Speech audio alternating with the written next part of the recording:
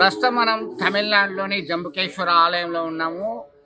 పంచభూతాలు ఈ ప్రపంచాన్ని విశ్వాన్ని శాసిస్తున్నాయి. దీనిలో భాగంగా ఆంధ్రప్రదేశ్, తమిళనాడు రాష్ట్రాల్లోనే ఈ 5 పంచభూతాలకు సంబంధించినటువంటి శైవ క్షేత్రాలు విరాజిల్లుతున్నాయి.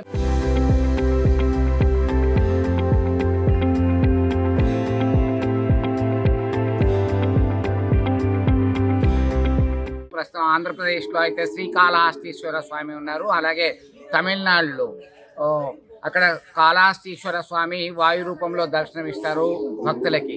ప్రస్తుతం ఉన్నటువంటి మన ప్రదేశము ఇటు పక్కనే శైవ వైష్ణవ క్షేత్రాలకు నిలయము. ఒకవైపు రంగనాథ స్వామి తిరువనలై అని అంటాము. దీని జంబుకేశ్వరుని యొక్క ప్రత్యేకత ఏంటంటే జలలింగము.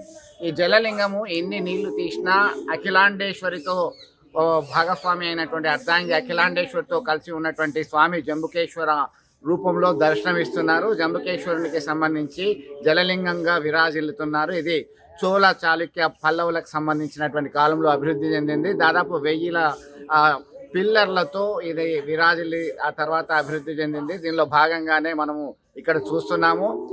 జలలింగము, పృథ్వీలింగం కంచిలో ఏకాంబరనాథుని రూపంలో దర్శనమిస్తారు. అగ్నిలింగంగా అరుణాచలంలో దర్శనమిస్తున్నారు. ఆకాశలింగంగా చిదంబరం నటరాజ స్వామి రూపంలో విరాజిల్లుతున్నారు. ఇక్కడ అఖిలాండేశ్వరి సమేత జంబుకేశ్వర స్వామి ఆలయంలో ఉన్నాము. ఆలయానికి ఎంతో ప్రాశస్త్యం ఉంది. దాదాపు 2000 సంవత్సరాల చరిత్ర కలిగినటువంటి ఈ ఆలయానికి భారతదేశం నుంచే కాదు ఇతర దేశాల నుంచి సైతం అత్యధిక సంఖ్యలో భక్తులు విచ్చేస్తున్నారు. వారి యొక్క మొక్కులు చెల్లించుకుంటున్నారు.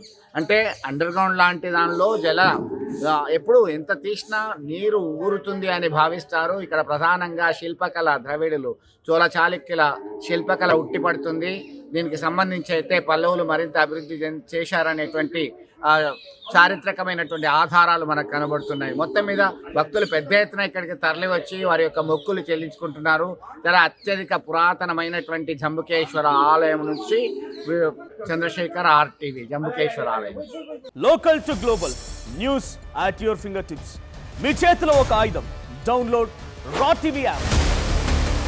Media legend Ravi Prakash is back.